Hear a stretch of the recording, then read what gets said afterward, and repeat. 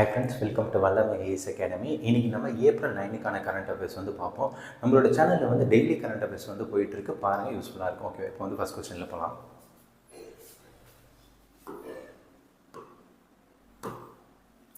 First question வந்து என்னென்னா, wind and solar power ஜென்ரேஷனில் இந்தியா வந்து எத்தனாவது ரேங்க்னா, இந்தியா வந்து 3rd ரேங்க்.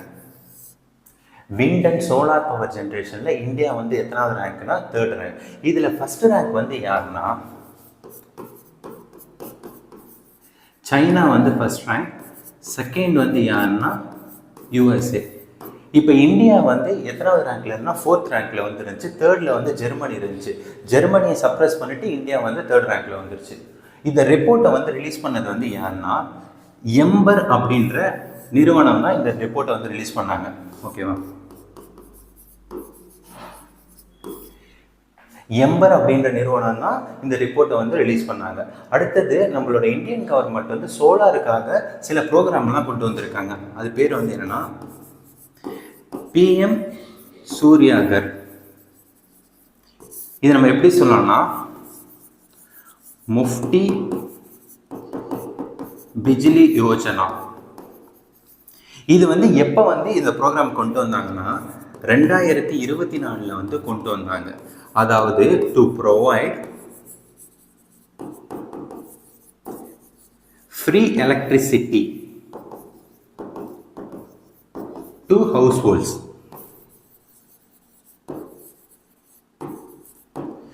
இப்போ வந்து இந்த சோலார் பேனல் வந்து நம்ம ஃபிக்ஸ் பண்ணோம்னா நமக்கு வந்து எத்தனை % வந்து சப்சிடி கொடுக்குறாங்கன்னா 40% வந்து சப்சிடி வந்து கொடுக்குறாங்க. ஓகேவா, அதாவது PM சூர்யாகர் இந்த ப்ரோக்ராம் வந்து எப்போ கொண்டு வந்தாங்கன்னா 2024 வந்து கொண்டு வந்தாங்க. இப்போ இந்த சோலார் பேனல் வந்து நம்ம இன்ஸ்டால் பண்ணால் எத்தனை % வந்து சப்சிடி கொடுக்குறாங்கன்னா 40% வந்து சப்சிடி கொடுக்குறாங்க.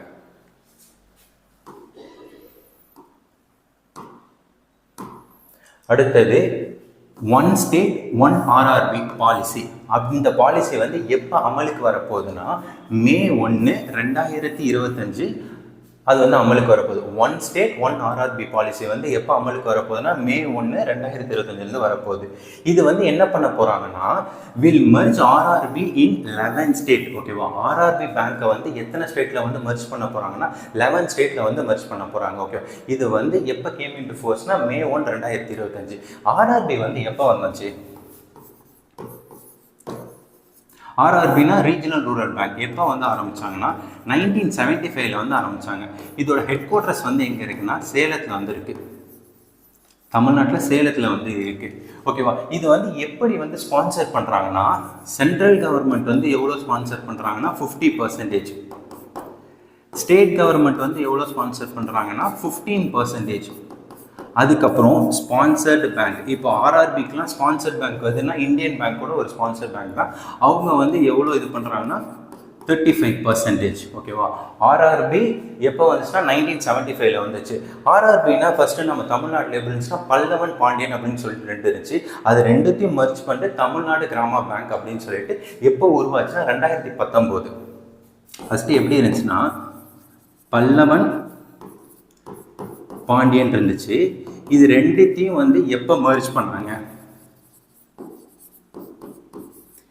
April 1, 2019 இதை மர்ஜ் பண்ணி அதோட பேர் என்னவா இருந்துச்சுன்னா தமிழ்நாடு கிராம பேங்க்.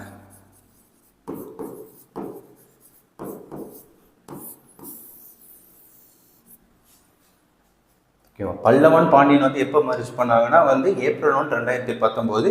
அதுக்கப்புறம் அது பேர் என்ன மாறுச்சுன்னா தமிழ்நாடு கிராம பேங்க்னு பேர் மாறுச்சு.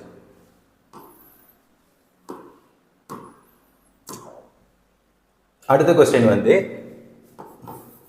10th anniversary of Pradhan Mantri Mudra Yojana. அதாவது இந்த முத்ரா யோஜனா வந்து எத்தனை வருஷம் ஆயிடுச்சுன்னா 10 வருஷம் வந்து ஆயிடுச்சு.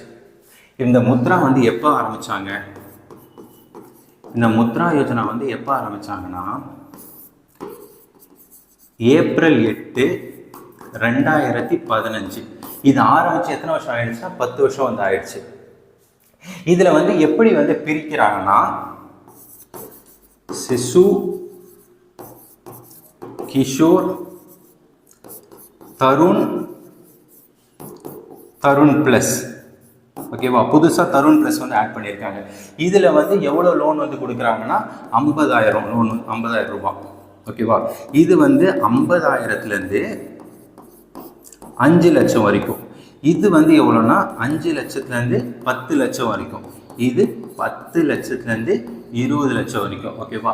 இதில் லோன் வந்து எந்த மாதிரி கேட்டகரியாக பிரிக்கிறாங்கன்னா சிசு, கிஷோர், தருண் ப்ளஸ்ன்னு பிரிக்கிறாங்க.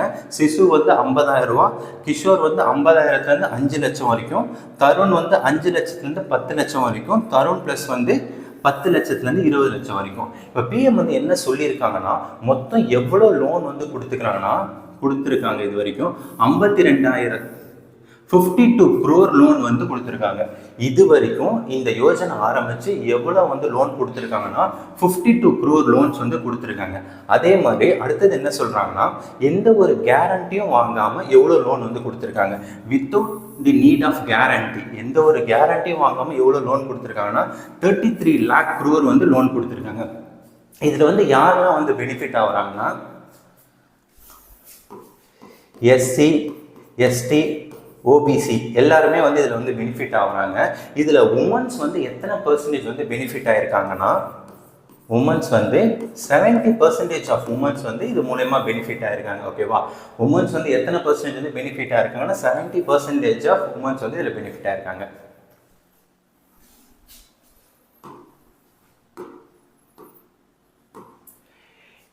International Booker prize 2025. இந்த ப்ரைஸ் வந்து எப்போ கொடுக்க போகிறாங்கன்னா மே 20ஆம் தேதி வந்து இந்த ப்ரைஸ் வந்து கொடுக்க போகிறாங்க.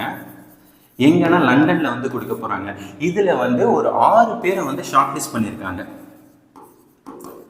அதில் யாரை வந்து பானு முஸ்தபா அவங்களோட ஹார்ட் லேம்ப் அப்படின்ற புக்கை வந்து ஷார்ட் லிஸ்ட் பண்ணியிருக்காங்க. ஓகேவா. பானு முஸ்தபா அவங்களோட ஹார்ட் லேம்ப் அப்படின்ற புக் வந்து ஷார்ட் லிஸ்ட் ஆயிருக்கு. இதை வந்து யார் வந்து டிரான்ஸ்லேட் பண்ணதுன்னா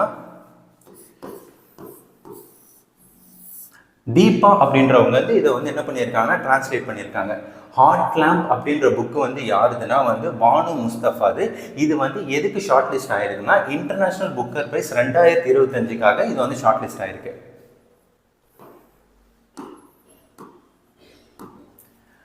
அதுக்கப்புறம் சவுத் இந்தியாவுடைய first smart and integrated harbour எங்கே வந்து வரப்போகுதுன்னா காரைக்காலில் வந்து வரப்போகுது. அதாவது சவுத் இந்தியாவுடைய first smart and integrated harbour வந்து எங்கே வரப்போகுதுன்னா காரைக்காலில் வந்து வரப்போகுது. இது வந்து என்ன பண்ண போகிறாங்கன்னா இப்போ மீன் பிடிக்கிறது டெக்னாலஜி ரொம்ப மாடர்னைஸ் பண்ண போகிறாங்க. என்னென்ன டெக்னாலஜினா அட்வான்ஸாக யூஸ் பண்ண போகிறாங்கன்னா இப்போ வந்து ஒரு சென்சார், அதுக்கப்புறம் என்ன பண்ண போகிறாங்கன்னா ஐஓடி இன்டர்நெட் ஆஃப் திங்ஸ் அந்த டிவைஸ், சேட்டிலைட் மூலயமா, அதுக்கப்புறம் ட்ரோன் ஆக்சஸ் மூலயமா ஃபிஷ் இப்போ வந்து ஒரு இடத்துல வந்து மீன் வந்து எங்கே இருக்குது இது மூலயமா நம்ம தெரிஞ்சுக்கலாம். அங்கே மீன் அதிகமாக இருக்கா கம்மியாக இருக்கா அந்த மாதிரி தெரிஞ்சுக்கிறதுக்கு தான் இந்த மாதிரி டெக்னாலஜிலாம் யூஸ் பண்ணுறாங்க. அது நம்ம ஃபிஷர்மேன்ஸ்க்கு ரொம்ப யூஸ்ஃபுல்லாகவும் இருக்கும்.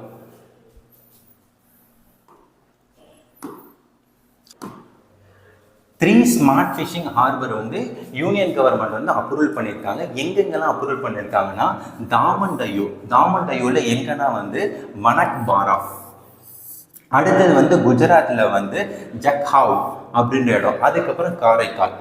ஓகேவா. இந்த 3 இடத்துல என்ன வரப்போகுதுன்னா ஸ்மார்ட் ஃபிஷிங் ஹார்பர் வந்து வரப்போகுது. இது வந்து எதுக்கு கீழே வந்து வரப்போகுதுன்னா பிரதான் மந்திரி மத்ஸ்ய சம்பட யோஜனா, அதாவது பிரதான் மந்திரி மத்ஸ்ய சம்பட யோஜனா. இந்த யோஜனா வந்து எப்போ ஆரம்பிச்சாங்கன்னா 2020. இந்த 3 இதுமே, அதாவது இந்த 3 ஃபிஷிங் ஹார்பருமே எதுக்கு கீழே வந்து வரப்போகுதுன்னா பிரதான் மந்திரி மத்ஸ்ய சம்பட யோஜனா. ஓகேவா. இது எப்போ லான்ச் பண்ணாங்கன்னா 2020. அதுக்கப்புறம் இங்கே ஒரு முக்கியமான இது பார்த்துக்கோங்க. Central institute of coastal engineering for fishing இது வந்து எங்கே லொக்கேட் ஆகிருக்குன்னா பெங்களூரில் வந்து லொக்கேட் ஆகிருக்கு. Central institute of coastal engineering for fishing வந்து எங்கே லொக்கேட் ஆகிருக்குன்னா பெங்களூரில் வந்து லொக்கேட் ஆகிருக்கு. ஓகேவா. இப்போ அப்படியே நம்ம என்னென்ன கொஸ்டின் பார்த்தோம் அப்படி ஒரு ரீகால் பார்ப்போம். ஃபர்ஸ்ட் வந்து என்னன்னா விண்ட் அண்ட் சோலார் பவர் ஜென்ரேஷனில் இந்தியா வந்து எத்தனாவது ரேங்க்னா 3rd ரேங்க். ஃபர்ஸ்ட்டு 4th ரேங்க்ல இருந்தோம், இப்போ வந்து 3rd ரேங்க்ல வந்து முன்னேறி இருக்கும்.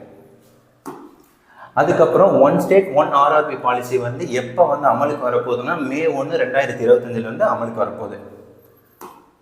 அதுக்கப்புறம் இந்த முத்ரா யோஜனா வந்து ஆரம்பித்து எத்தனை வருஷம் ஆயிடுச்சுன்னா 10 வருஷம் வந்து ஆயிருக்கு. மொத்தம் எப்போ வந்து இதை வந்து ஸ்டார்ட் பண்ணாங்கன்னா ஏப்ரல் 8, 2015 வந்து இது ஸ்டார்ட் பண்ணாங்க.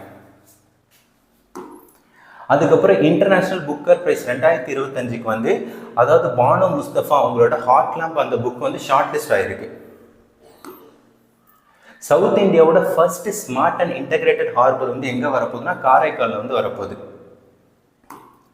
அதுக்கப்புறம் 3 ஸ்மார்ட் ஃபிஷிங் ஹார்பர் எங்கெல்லாம் வந்து வரப்போகுதுன்னா தாமன், தையூ, குஜராத், காரைக்காலில் 3 இடத்துலையும் வந்து வரப்போகுது. இது யார் அப்ரூவல் பண்ணியிருக்காங்கன்னா சென்ட்ரல் கவர்மெண்ட் வந்து அப்ரூவல் பண்ணியிருக்காங்க. தேங்க்யூ.